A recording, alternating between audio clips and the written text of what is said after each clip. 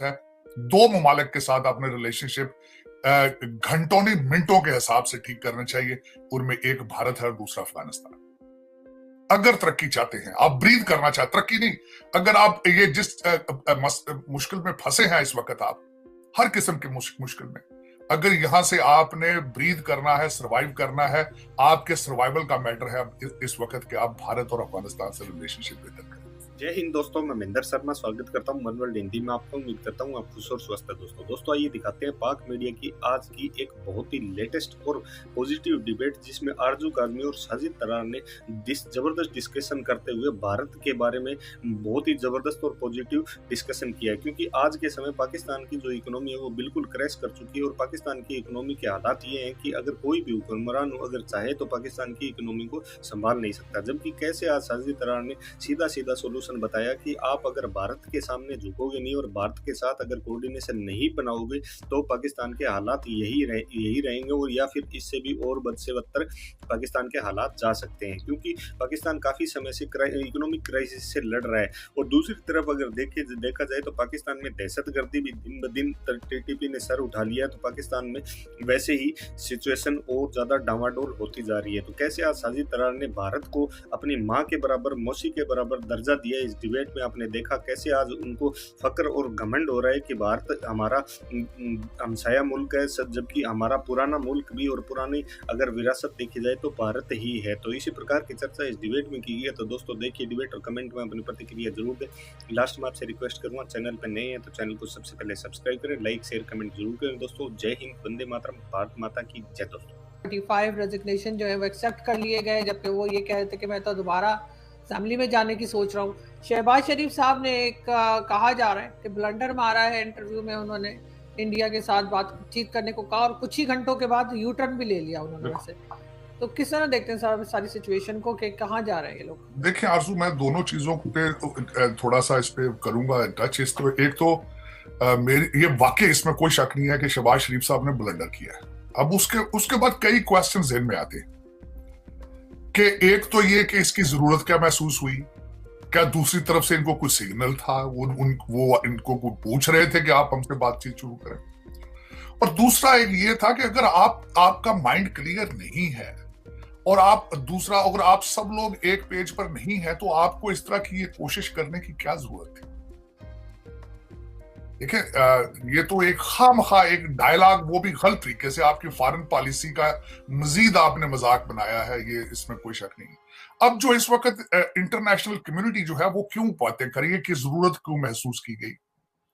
एक तो वो यहाँ पे सारा इस वक्त डिस्कस हो रहा है मक्की साहब के हवाले से, वो जो हाफिज सईद साहब के जो रिलेटिव हैं उनके बारे में कि वो उनको यूनाइटेड नेशन ने दहशतगर्द करार दिया।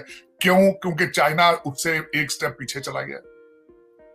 तो शायद एक तो ये बात उसके साथ अटैच की जा रही है कि शायद उसकी वजह से जरूरत महसूस की गई है कि अगर चाइना पीछे हट रहा है तो चलें जी, हम भी भारत के थोड़ा करीब जाएं। लेकिन अगर आप तैयार नहीं थे, अगर आपके पास कोई किसी किस्म की कुछ सॉलिड चीज नहीं थी, तो आपने मजीद अपना जो रही सही क्रेडिबिलिटी है उसको भी खराब किया, ज्यादती की आपने। दूसरा इस वक्त मेरा क्वेश्चन ये है कि भाई आपको जरूरत है भारत के साथ डायलॉग करने की, भारत को आपके साथ डायलॉग की जरूरत नहीं है। और जब आपकी जरूरत हो तो इस तरीके से उसको हैंडल किया जाता है, मेरे ख्याल में तो ज्यादती, सख्त ज्यादती।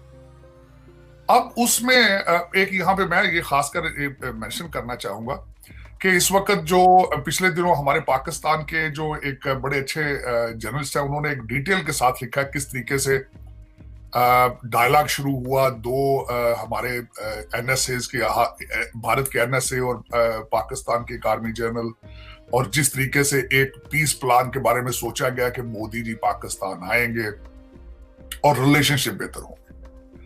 तो अगर आप इंटरेस्टेड थे तो उसी चीज का हवाला दे के उसी तरह का पैकेज करके पहले एक बैकडोर चैनल डिप्लोमेसी डायलॉग करके फिर आप इस तरह की चीज कर दें।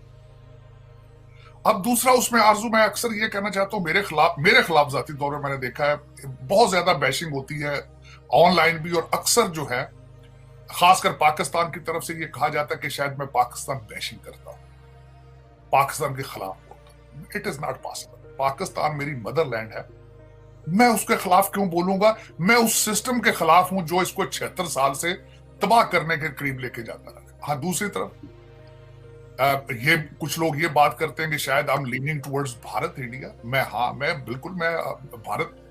अगर पाकिस्तान मेरी माँ है, अगर मेरी मादरे मिल्लत है, तो भारत मेरी मासी है। मैं उसके खिलाफ से इतनी नफरत क्यों करूंगा भाई? सदियों से हम इकट्ठे रह रहे हैं। दुनिया में वाहिद ऐसे कुछ लोग हैं जिनका डीएनए, कल्चर, फूड, मिजाज, सोचें बिल्कुल एक जैसी हैं। वो कौन है? वो हमारे भारतीय भाई। और मैं स्ट्रिक्टली बिलीव इस चीज पे करता हूं कि आरजू कभी नफरत में इतने आगे ना चले जाएं कि वो आपको हर्ट करना शुरू कर दे। अब इस वक्त हम इस पॉइंट पे पहुंच चुके हैं नफरतों में कि हम अब वो चीजें हर्ट कर रही हैं, मुसलसल कर रही हैं, बिलखसूस पाकिस्तान को ज्यादा हर्ट कर रही हैं, क्योंकि हमारे एक तो डेमोक्रेसी का सिलसिला मुतासर रहा, उसके बाद करप्शन, नेशनलिज्म, मिसमैनेजमेंट, सारी चीजें हमारे पास है। भारत तो अपनी तरक्कियों में जा रहा है।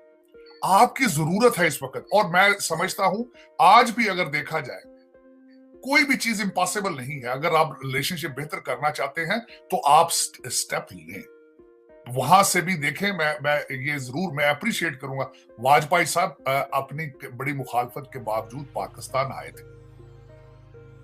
मोदी साहब अपना बहुत बड़ा कैपिटल इक्विटी को दांव पे लगाकर पाकिस्तान आए थे। चीजों के हल मौजूद होते हैं अगर आपके पास विल मौजूद हो। मैंने खुद बहुत कोशिश की यहां से वॉशिंगटन डीसी के मैं कुछ रोल अदा कर सकूं दो ममालिक के दरमियान, और मैं करूंगा डेफिनेटली, क्योंकि I have feelings for both countries. इसमें कोई शक नहीं है। मैंने जिस तरह कहा है कि पाकिस्तान के साथ मेरी मादरे मिल्लत है, और भारत जिन लोगों मैं यहाँ पे छोटा सा ऐड ये भी करना चाहूंगा, मुझे यहाँ पे इतने 30-32 साल से मेरे भाइयों से आगे हैं वो सरदार हैं। अक्सर मैं जब भी जाता हूँ पाकिस्तान मेरे साथ जाते हैं, जब वो भारत जाते हैं मैं उनके साथ जाता हूँ। मेरे बहुत ज्यादा दोस्त हैं भारत में भी और यहाँ अमेरिका के अंदर भी, और मैंने आज तक कोई डिफरेंस फील नहीं किया उनका। और मैं कभी आंखें बंद करके सोचता हूँ कि 1947 से पहले हम जब मेरे एंसेस्टर्स इकट्ठे रहते होंगे, ultimately they must have same kind of relationship with people.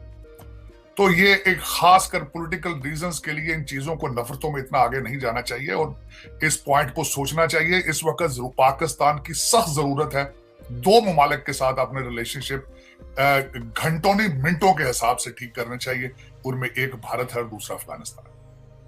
अगर तरक्की चाहते हैं, आप ब्रीद करना चाहते, तरक्की नहीं, अगर आप ये जिस मुश्किल में फंसे हैं इस वक्त, आप हर किस्म के मुश्किल में, अगर यहां से आपने ब्रीद करना है, सर्वाइव करना है, आपके सर्वाइवल का मैटर है इस वक्त के आप भारत और अफगानिस्तान से रिलेशनशिप बेहतर करें। और मैं गारंटी करता हूं अगर आप विल रखते हैं तो ये हो सकता है। नेशनल इंटरेस्ट है आपके इन दोनों ममालिक के साथ रिलेशनशिप बेहतर करना। This is how serious it is. अब दूसरा उसमें आगे मैं इसमें देखें, इस पे उन्होंने कुछ चीजें अच्छी भी कही। शहबाज शरीफ साहब ने एक्नॉलेज किया कि हमने 4 जंगें लड़ी और उसमें से कुछ हासिल नहीं हुआ, लेकिन इसको थोड़ा सा सीरियस लें, बेबी स्टेप्स लें। अगर वाजपेयी साहब आ सकते हैं, मोदी साहब आ सकते हैं, तो आप भी वहां जा सकते हैं, बातें चीजें की जा सकती, लेकिन प्लीज सीरियसली इसको लें। लेकिन सर एक चीज यहाँ पूछना चाहूंगी आपसे, आपको ये नहीं लगता कि ये सारी बातें इसलिए की जा रही है क्योंकि अभी इनके पास पैसा नहीं है, इनके पास कोई और चारा नहीं है सिवाय इसके कि भारत के साथ टर्म्स बेहतर करें, वरना तो हर वक्त उल्टी ही बात की जाती है पाकिस्तान की तरफ से? नहीं, देखें, इसमें ना सिर्फ भारत के साथ कोई चारा नहीं, इनके पास वैसे भी कोई चारा नहीं है इस वक्त। देखें, अफगानिस्तान के साथ कौन सा इनका कोई अच्छा रिलेशनशिप है? चाइना से आप इनकी नाराजगी है, उनसे अच्छा रिलेशनशिप नहीं है। सर वो तो तालिबान ने ये भी कह दिया कि टीटीपी को हम कंट्रोल नहीं करेंगे, आप जाने आपका काम जाने। आपका क्या आरजू, आज उनकी स्टेटमेंट इससे भी आगे बढ़ के आई है। तालिबान ने कहा है हमें पाकिस्तान के अंदर से टेररिज्म जो है उसका खतरा है। अब देखें, यहां तक भी हालात आने थे कि तालिबान ने स्टेटमेंट दी है कि पाकिस्तान की तरफ से हमें दहशतगर्दी का खतरा है। और दूसरा, मैं एक सबसे बड़ी इनको मैं मुसलसल एक बात मजीद ऐड करना चाहूंगा, कुछ समझने वाले ये समझेंगे नहीं, लेकिन इस वक्त ज्यादातर मसाइल जो इकोनॉमिक इनको है वो भारत की स्ट्रॉन्ग लॉबी इन वॉशिंगटन डीसी। मैं मुसलसल इनको हमेशा कहता रहा कि आप सीरियस नहीं हैं, आपकी डिप्लोमेसी काम नहीं करती, आपका कोई लॉबी फर्म नहीं है, आप लॉबी फर्म हायर करते हैं सिर्फ अपनी पर्सनैलिटियां उजागर करने के लिए, नेशनल इंटरेस्ट के लिए आपने कुछ नहीं किया। आपको इस वक्त जो nationalist Indian lobby in America, they have ability to destroy you मेरा फ्रेंड, एंड दे आर। मैं बता रहा हूं आपको, मैं बड़े इस वसूख के साथ ये कह रहा हूं, इस वक्त आपके जो मुआशी मसाइल हैं उनके उसमें भारत की सक्सेसफुल लॉबी इन वॉशिंगटन डीसी उसका अमल दखल है। लेकिन ये कि समझेंगे नहीं, क्योंकि देखिए इस वक्त आपकी लूट मार का देखिए, मैं अगले जो टॉपिक पे हम जाना चाह रहे थे, वो जो 35 पंक्चर लग चुके हैं हमारे मिस्टर हैंडसम को, मैं उस पर आगे जाना चाहूंगा। तो वो बात उसमें ये है, कितनी फुर्ती के साथ सारे डिसीजन लिए जा रहे हैं, लेकिन अब कभी आज तक इन्होंने किसी ने सोचा है कि आटा किस तरह गरीब लोग ले रहे हैं। कल आपके स्टेट बैंक के जो चेयर हैं वो गए हैं लोगों से मिलने के लिए, और वहां पे दालों वालों ने कहा है कि अगर क्योंकि दालें आप इंपोर्ट करते हैं और 1000 रुपए तक उसका रेट बढ़ने का अंदेशा है दालों का, और दूसरा रमजान शरीफ की आमद है अप्रैल में, आपके जखीरा अंदोजों ने जखीरा अंदोजी शुरू कर दी है, क्योंकि वो एक महीने में 11 महीनों की कमाई करते हैं। माशाल्लाह आपके इस्लाम की हालत ये है कि एक महीने के अंदर कमाई करके 27वें रोजे पे वो मक्का और मदीना चले जाते हैं।